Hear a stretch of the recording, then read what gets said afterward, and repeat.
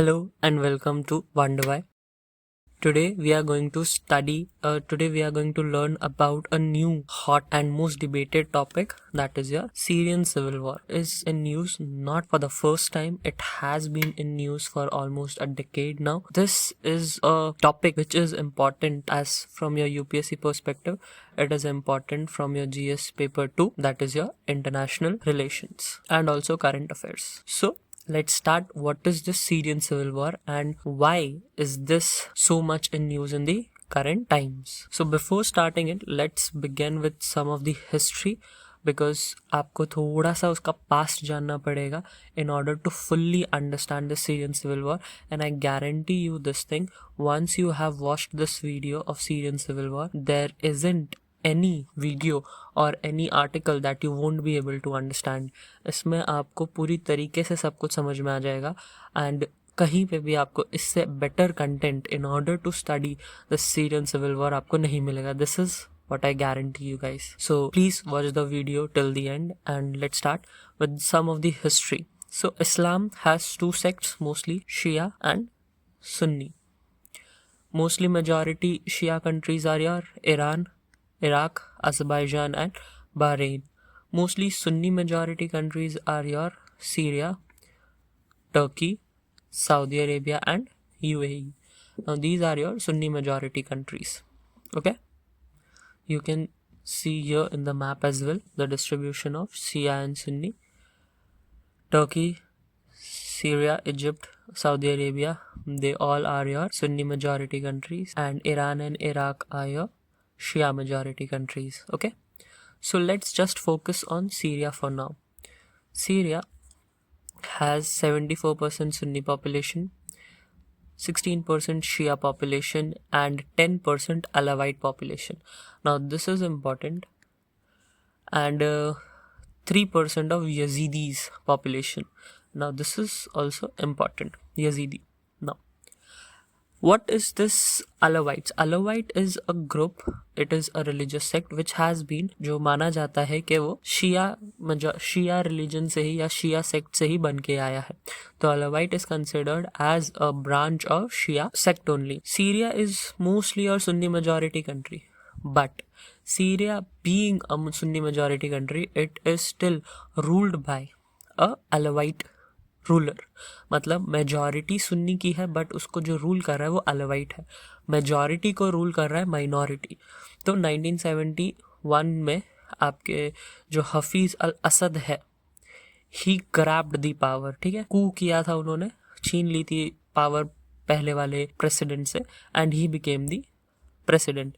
He started the authoritarianship dictatorship from 1971 to 1999. उसके बाद उनके बेटे बशर al Asad became the next president from 2000 to 2024. Bashar al-Assad was the new dictator or new authoritarian of your Syria. So what happened here? इसके बाद क्या होता है? Jumping into this Syrian civil war, I have told you about the religious demographics of the players involved in this war, and अब हम थोड़े historical timeline पे आ जाते हैं बिकॉज इससे बेहतर तरीके से शायद ही आपको समझ में आएगा.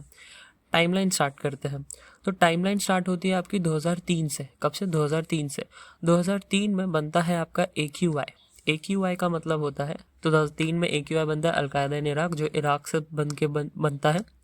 ये बना था जब यूएसए ने 2003 में इराक पे अटैक किया था और सद्दाम हुसैन को कैप्चर कर लिया था. तो पावर वैक्यूम हो गया था, तो उसी को कैप्चर करने के लिए अलकायदा इन इराक फॉर्म होती है.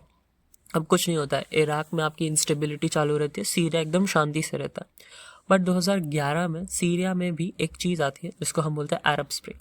अभी अरब स्प्रिंग एक अलग ही इंपॉर्टेंट टॉपिक है आपके इंटरनेशनल रिलेशंस में. जो आप पढ़ोगे, इट वाज स्टार्टेड फ्रॉम तुनिशिया, जो टॉपल करना चाहते थे, जितने भी डिक्टेटर्स थे सबको हटाना चाहते थे. तो वही अरब स्प्रिंग आई थी आपकी सीरिया में because Bashar al Assad was also a dictator. तो उसको हटाने के लिए लोगों ने स्टार्ट कर दिया था प्रोटेस्ट. किसके अगेंस्ट? बशर अल असद के against. That is nothing but your Arab spring.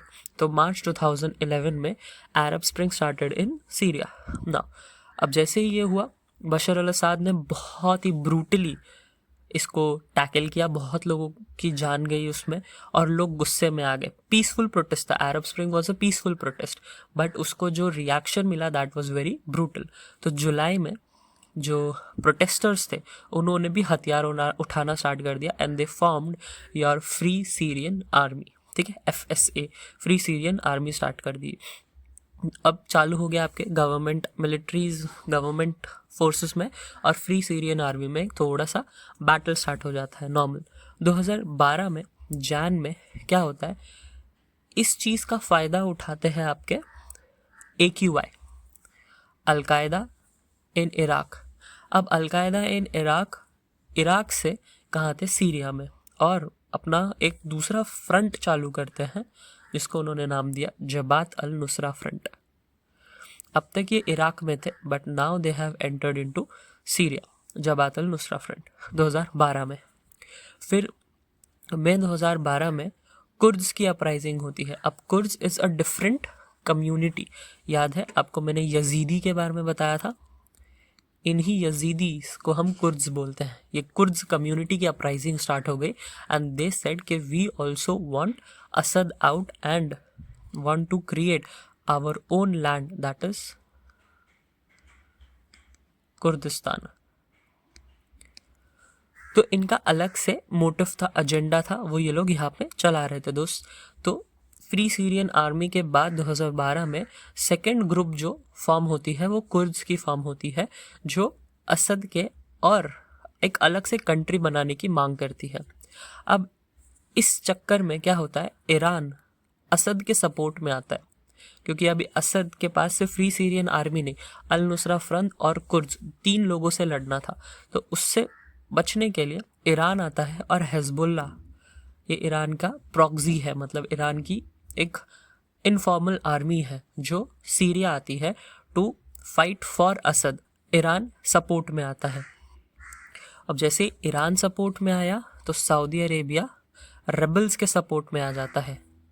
यहाँ पे अगर आप देखोगे तो देखो, Saudi Arabia Sunni majority country, Iran Shia majority country, तो इन दोनों में हमेशा से ही नहीं बनती थी।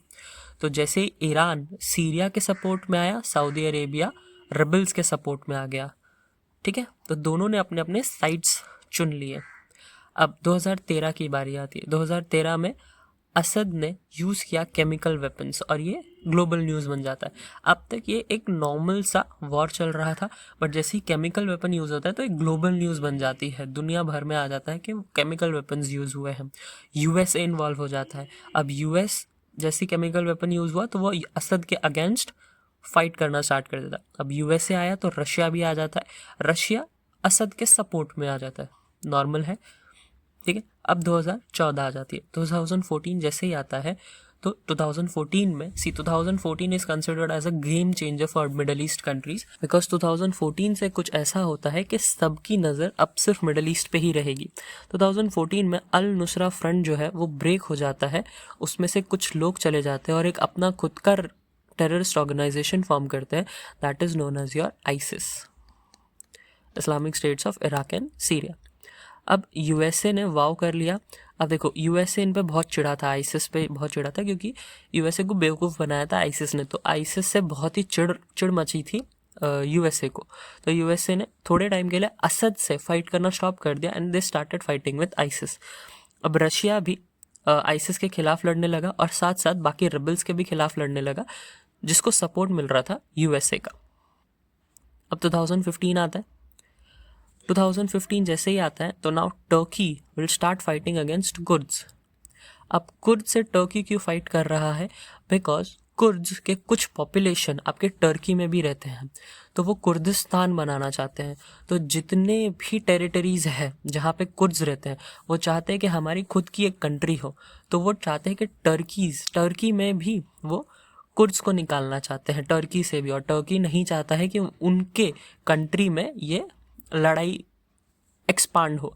तो वो टर्की अगेंस्ट हो जाता है, कुर्द्स के खिलाफ लड़ने लगता है वो।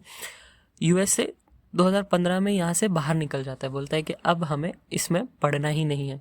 तो जैसे ही असद USA थोड़ा बाहर हो जाता है इन सब चीज़ों से, तो 2016 में असद और with the help of Russia and Iran में जो विक्ट्री मिलती है उसको अगेंस्ट दी रेबल्स को वो हरा देता है, क्योंकि सपोर्ट नहीं रहता अब यूएसए का सीरिया में।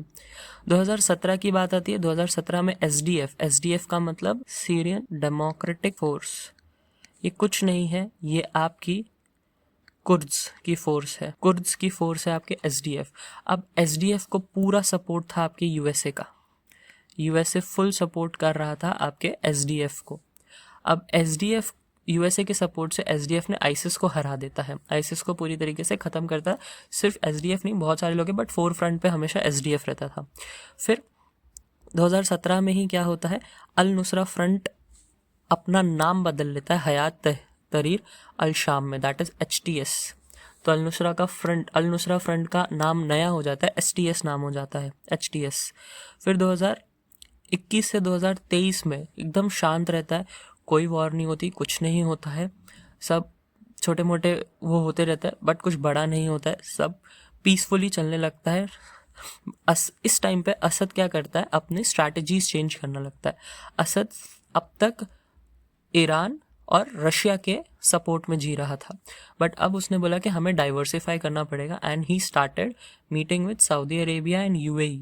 अब ये दुश्मन थे आपके ईरान के, ऑब्वियसली बात है ईरान को ये चीज़ अच्छी नहीं लगेगी। तो असद ने थोड़ा ब्लंडर किया यहाँ पे, सऊदी अरेबिया और UAE से जाके फ्रेंडशिप करने की कोशिश की, वहाँ पे अरब लीग में एंट्री हुई, तो चीज़ें लग रही थी कि धीरे धीरे स्टेबलाइज हो रही है फॉर सीरिया।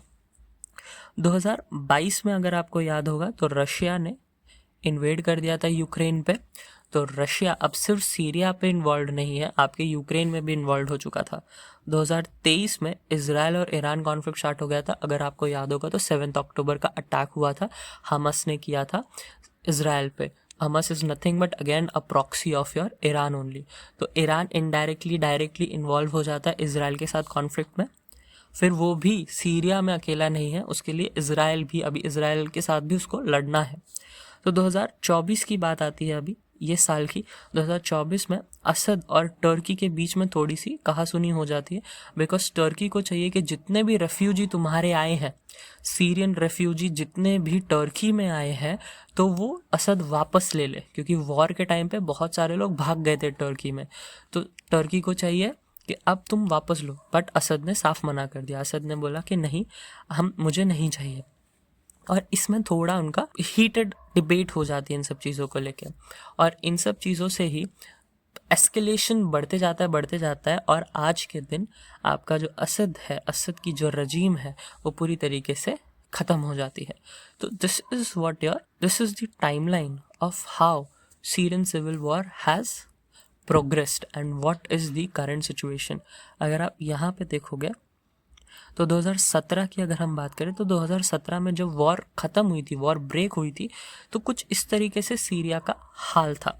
आप यहाँ पे देखोगे तो यू हैव योर रेड में देखोगे तो you have your Syrian forces, उनकी फोर्सेस है विथ रशिया एंड ईरान। अगर आप देखोगे यहाँ पे यू हैव टर्की, ये टर्की के फोर्सेस है, और ये हो गया आपका SDF जिससे टर्की लड़ रहा है। SDF से कौन लड़ रहा है? आपका टर्की लड़ रहा है, इसको सपोर्ट है USA का। और ये हो गया आपका HTS असद से लड़ रहा है, ठीक है। और ये हो गए आपके कुछ अलग रेबल्स जिसका नाम है new Syrian army against which is fighting with Asad only. Okay, ये थोड़ा थोड़ा यहाँ पे आइसिस भी बचा हुआ है अभी। तो इस तरीके से 2017 में जो है खेल ख़त्म हुआ था। बट फिर 2017 में मेजॉरिटी पोर्शन अभी भी किसके पास था? आपके सीरिया के पास था। दमस्कस जो कैपिटल है वो अभी भी सीरिया के कंट्रोल में ही था। बट ऐसा क्या हुआ कि वो जो सिनेरियो है 2017 से 2024 में कुछ इस तरीके से दिखने लगा, जहाँ पे असद की जो सरकार है, असद का जो फोर्सेस है, वो कहीं पे नज़र ही नहीं आ रहा है। आपको पूरी जगह पे HTS देखने को मिलेगी, और यहाँ पे HD सीरियन डेमोक्रेटिक फोर्स आपको देखने मिलेगी। तो पूरी तरीके से HTS ने पूरा कब्जा करके रखा है, और यहाँ पे आपको जो छोटी सी जगह दिखेगी, this is nothing but your Israel ने यहाँ पे गोलन हाइट्स पे अपना कब्जा जमा के रखा है। तो 2024 में, दिसंबर 2024 में पूरी तरीके से सीरियन गवर्नमेंट या सीरियन असद की जो फोर्सेस है वो पूरी तरीके से सीरिया से ख़त्म हो जाती है। तो ऐसा क्या हुआ कि ये सारी चीज़ें हुई, ठीक है। तो जैसे मैंने आपको बताया कि असद ने एक तो ब्लंडर किया कि अपने दो लोगों से मिलना स्टार्ट किया जो दुश्मन थे उसके ऑलरेडी, सऊदी अरेबिया और यूएई। और क्या कॉन्फ्लिक्ट हुआ कि Russia was involve in Ukraine, तो वो पूरी तरीके से सीरिया पे ध्यान नहीं दे पाया। Iran was involve with Israel, जिसकी वजह से वो पूरी तरीके से सीरिया पे ध्यान नहीं दे पाया। असद पहले से ही कमज़ोर था, वो जी रहा था अपने अलाइज के बदौलत। अब अलाइज ही कमज़ोर हो गए थे, जिसकी वजह से असद के पास कोई प्रॉपर बैकिंग नहीं रही थी। और दूसरा क्या हुआ, टर्की के साथ जो हीटेड डिबेट हुआ तो उसने एक और ब्लंडर कर दिया। बात करने से पहले ही स्टार्टेड अटैकिंग दिस रीजन।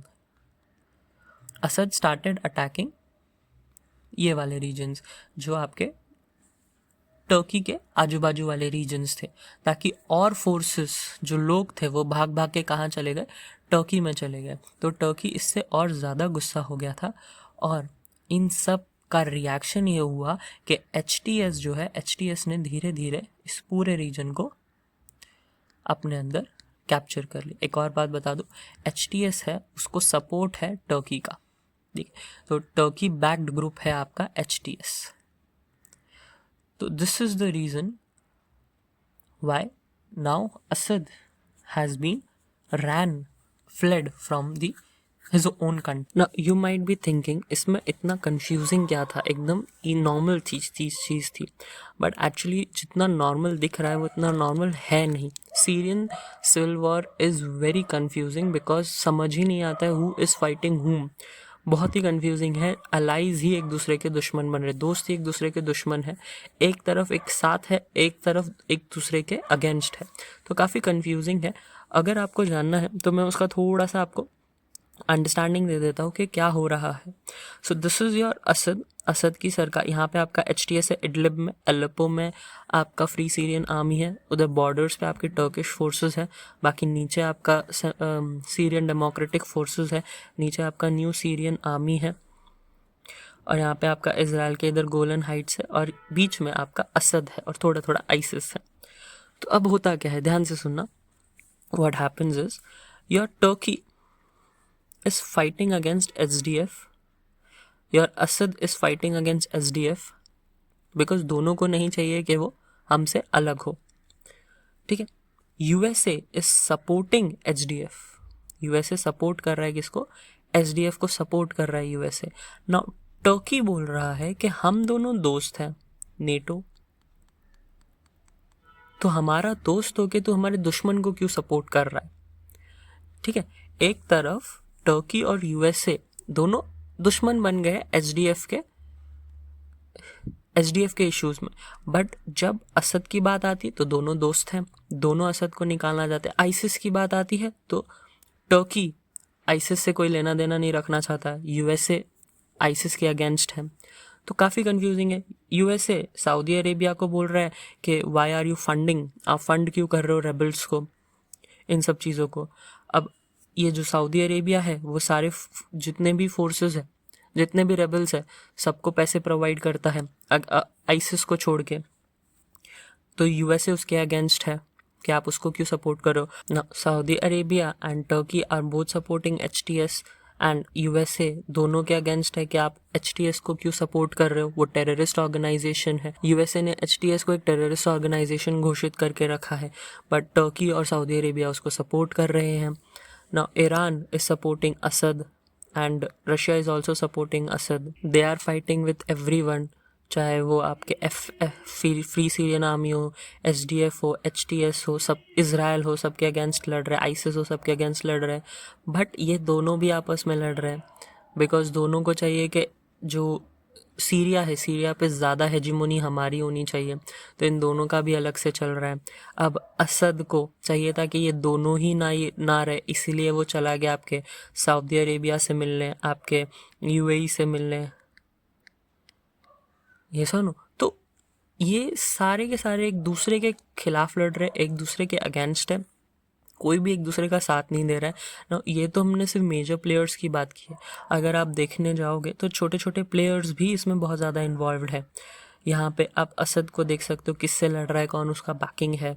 आप कुर्द्स को देख सकते हो, देखो ये कुर्द्स है, ये कुर्द्स की रीजन है। Kurds is divided in Turkey, Syria, Iraq and Iran. इन सब जगहों पे आपके कुर्द्स लड़ रहे हैं। अगर आपको बताऊँ मैं तो देखो, हमने यहाँ पे क्या देखा था कि ईरान आपके असद का सपोर्ट कर रहा है, ये सुनो, तो वो SDF से भी लड़ रहा है, सीरियन डेमोक्रेटिक फोर्स से भी लड़ रहा है।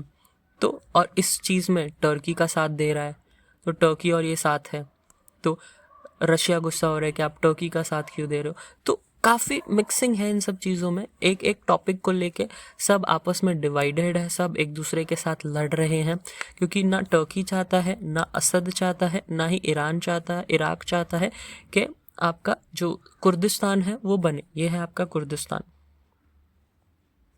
तो कोई नहीं चाहता है कि आपका कुर्दिस्तान बने, तो सब कुर्द्स फोर्स के अगेंस्ट है। बट यूएसए सपोर्ट कर रहा है, यूएसए कुर्द्स को सपोर्ट कर रहा है, SDF को सपोर्ट कर रही है। तो बहुत ज़्यादा कन्फ्यूजन है इन सब चीज़ों में, बहुत एक दूसरे से सब कुछ लड़ रहा है। अगर आपको और डिटेल में जानना है तो आप ये देख सकते हैं जो मैंने यहाँ पे बनाया है कि कौन किसको सपोर्ट कर रहा है, कौन किसके अगेंस्ट है। अब इन सब में इज़राइल आ जाता है। इज़राइल का ये गोलन हाइट्स है, वो बोलता है गोलन हाइट्स हमारा है। अब इज़राइल का क्या कहना है, इज़राइल का कहना है कि हमने 1947 में ट्रीटी साइन की थी जिसमें कहा था कि गोलन हाइट्स पे कोई नहीं आएगा, गोलन हाइट्स का जो बफर जोन है वहाँ पे कोई भी नहीं रहेगा, किसी का कंट्रोल नहीं रहेगा। ये असद गवर्नमेंट के साथ उन्होंने ट्रीटी साइन की थी। अब इज़राइल बोल रहा है कि असद गवर्नमेंट रही नहीं, वो तो भाग गई, वो तो चली गई, है ही नहीं असद गवर्नमेंट, तो अब ये जितना भी हिस्सा है वो हमारा रहेगा। तो अभी इज़राइल घुस रहा है अंदर।